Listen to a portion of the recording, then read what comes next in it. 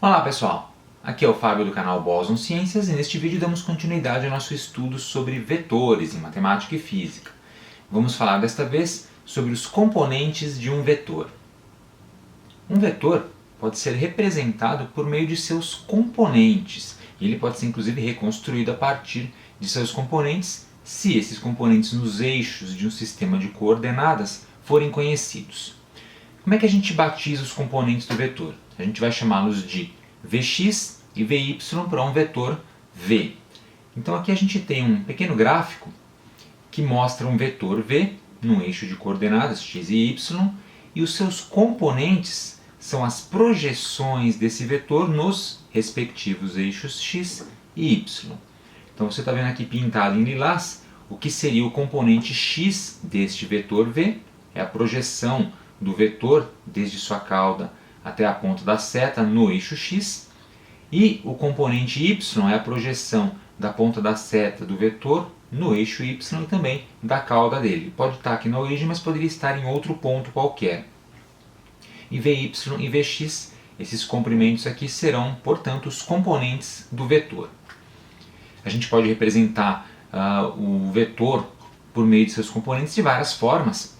Por exemplo, Vxi com acento circunflexo mais Vyj, representação de vetor unitário, mas a gente também pode representar simplesmente assim, Vx e Vy, o valor do componente x, vírgula, valor do componente y, ou ainda um em cima do outro, ou ainda utilizando esses símbolos de menor e maior. Essas representações aqui vão indicar um vetor pelos seus componentes. Na prática, os números que você vai colocar aqui, você vai precisar calcular para poder determinar os componentes deste vetor. Neste exemplo aqui a gente está vendo um vetor no eixo bidimensional, x e y, mas a ideia se aplica também a vetores em eixos tridimensionais, então x, y e z. É a mesma coisa. E como é que a gente determina os valores dos componentes do vetor Vx e Vy? Muito simples, a gente vai fazer a diferença entre as coordenadas dos pontos que formam o vetor V. Então nós temos aqui um vetor V, no eixo de coordenadas, ele inicia num ponto 1 e finaliza num ponto 2, P1 e P2.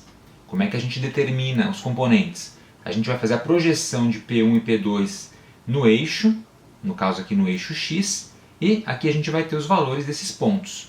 A mesma coisa no eixo Y, a gente vai fazer a projeção desses pontos no eixo Y, tendo assim y2 e y1, e aí a gente faz o seguinte cálculo. Vx é igual ao valor de x2 menos x1 e Vy vai ser igual ao valor de y2 menos y1. Então a diferença entre esses pontos vai dar os valores dos componentes do nosso vetor. Vejamos um exemplo. Eu tenho um vetor aqui desenhado num gráfico cartesiano e quero saber quais são os componentes dele. A gente vai assumir que cada tracinho aqui nos eixos x e y vale 1. Então, como é que a gente faz? Primeiro passo, a gente vai determinar os valores desses pontos fazendo as projeções. Então eu projeto este ponto inicial do vetor no eixo x e no eixo y, e aqui é o valor 2, ó. 1, 2, 1, 2. Beleza. Vou projetar também a ponta da seta, que é o final do vetor, no eixo x e no eixo y. Aqui fica sendo o valor 8 e o 7. É só contar 1, 2, 3, 4, 5, 6, 7, 8. E no eixo y, 1, 2, 3, 4, 5, 6, 7. Então eu tenho esses valores. y1 vale 2, y2 vale 7, x1 vale 2, x2 vale 8. E aí eu vou aplicar os cálculos. O componente x é x2 menos x1 e o componente y é y2 menos y1.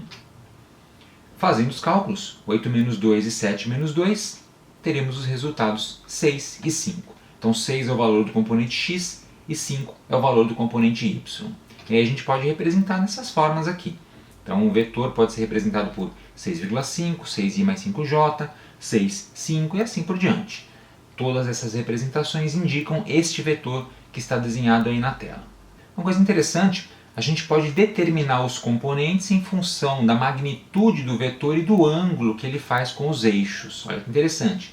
Então nem sempre eu vou ter os valores dos pontos, mas se eu tiver a magnitude do vetor e o ângulo, eu consigo calcular, eu consigo determinar os seus componentes. Como? Usando trigonometria.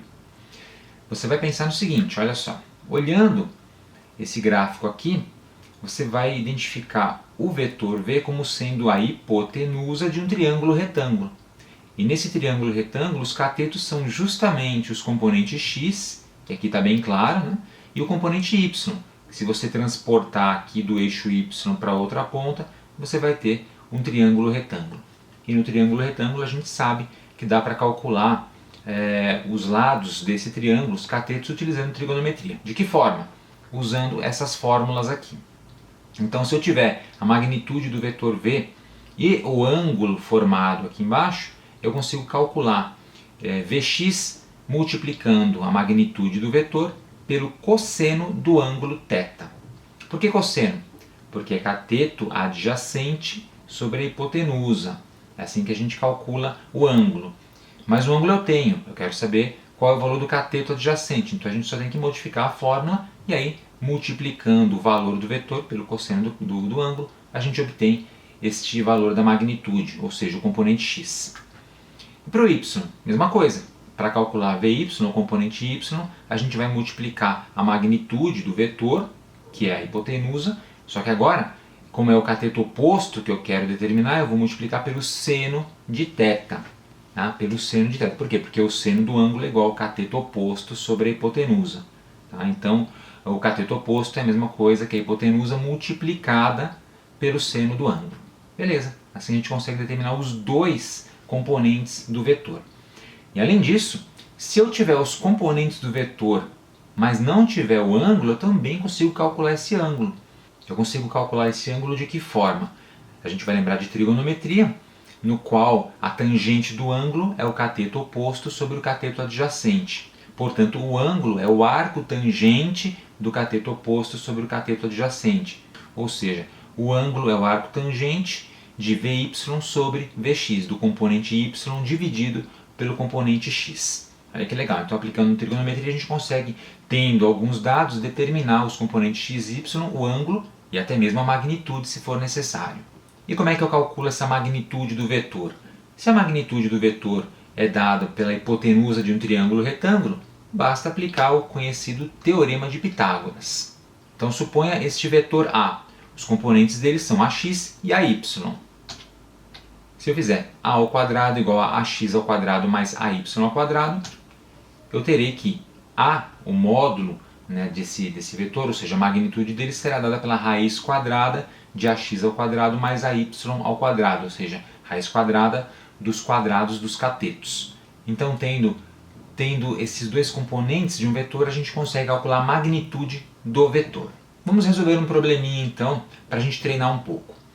Eu tenho um automóvel que sai de um ponto P e vai seguir por 35 km em linha reta, por uma estrada, até chegar a um cruzamento. Nesse cruzamento ele vira à esquerda, numa rua totalmente perpendicular à estrada, e segue por mais 20 km. E aí chega a seu destino, que é o ponto R. Pergunta-se, qual o deslocamento S do veículo do ponto P até seu destino no ponto R, ou seja, a distância em linha reta de P até R. E qual é a distância total percorrida? Quantos quilômetros no total esse automóvel andou?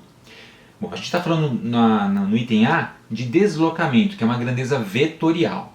Então, a gente vai ter aqui o meu automóvel. Esse automóvel ele vai sair do ponto P e andar 35 km nessa direção, da esquerda para a direita aqui, portanto vetorial. Então tem um vetor aqui. E aí ele vira à esquerda e anda mais 20 km até chegar ao ponto R. Temos dois vetores que a gente vai considerar, na verdade, como sendo os componentes x e y de um vetor. De qual vetor? Deste vetor aqui, que é o vetor deslocamento. Então isso é um problema claro de cálculo de magnitude de um vetor. A gente tem os componentes x e y do vetor S. E o que representa então esse vetor S? Na verdade ele é a soma daqueles outros dois vetores, soma vetorial. Um de magnitude 35 e outro de magnitude 20, que são os componentes. E como é que a gente determina esse deslocamento S?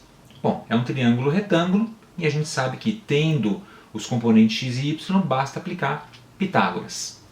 Então S é igual a 35 km ao quadrado mais 20 km ao quadrado, 1225 mais 400, 1625 km ao quadrado, e aí tirando a raiz, S igual a 40,31 km.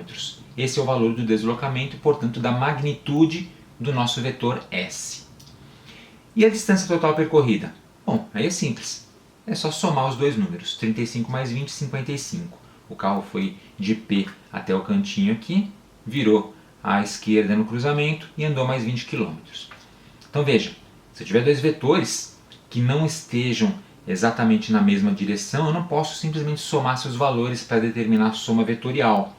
A soma vetorial desses dois vetores aqui é 40,31. Se eu somar algebricamente, obtenho 55, que não é a soma vetorial, é a distância total percorrida, que é diferente do deslocamento. Então a gente pode aplicar esse conceito de componentes do vetor e trigonometria para poder calcular a soma de vetores em quaisquer ângulos. E isso é algo que a gente vai explorar no próximo vídeo. Mas antes disso, vamos fazer um outro exercício um pouquinho mais complicadinho. Eu quero determinar o ângulo θ, o componente x e o componente y para cada um desses dois casos que vocês estão vendo. Temos dois vetores sendo representados. Primeiramente o vetor A.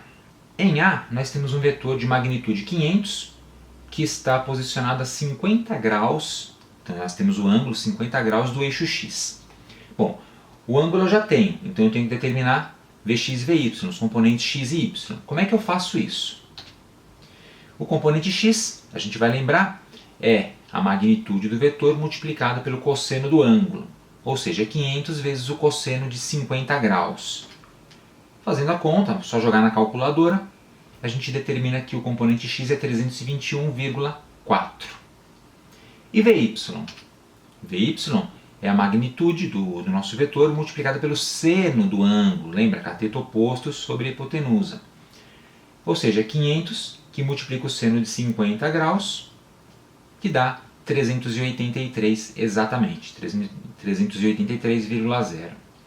Então temos os dois componentes x e y para esse vetor de 500 no ângulo de 50 graus.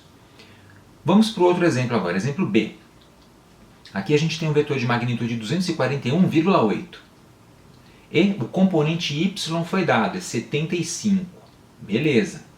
Eu não tenho o ângulo nem o componente x. Então vamos calculá-los. Vamos começar dessa vez pelo componente y.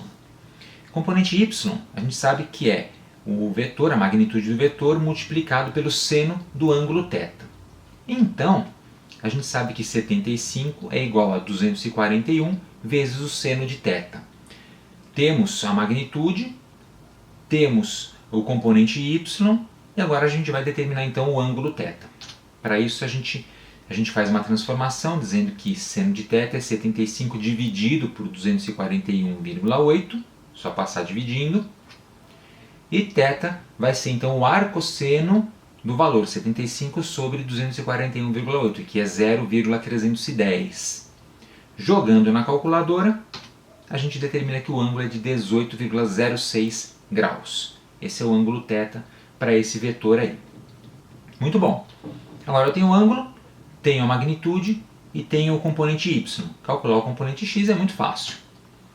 A gente pode calcular dessa forma. Componente x é a magnitude que multiplica o cosseno de θ, ou seja, 241,8 vezes o cosseno do ângulo, que eu acabei de determinar, 18,06. Jogando na calculadora, a gente descobre que o componente x vale 229,9 exatamente. Muito bem. Muito legal, gente. Então nesse vídeo eu fiz uma introdução aos componentes de um vetor. Aprendemos a determinar os componentes x e y do vetor e a usar um pouquinho de trigonometria para fazer alguns cálculos com esses componentes e também com o ângulo que o vetor faz nas coordenadas do eixo cartesiano. No próximo vídeo a gente vai começar a estudar a soma de vetores usando esse conceito de componentes, que vai nos permitir fazer a soma de vetores em quaisquer ângulos, não somente vetores que estejam na mesma direção. Então é isso aí, espero que vocês tenham gostado. Aproveite para se inscrever aqui no canal Boson Ciências, se você não for inscrito ainda, e se já for inscrito, clique no sininho aqui embaixo para ativar as notificações e ser avisado quando a gente tiver conteúdo novo postado aqui no canal. Muito obrigado, gente, e até a próxima!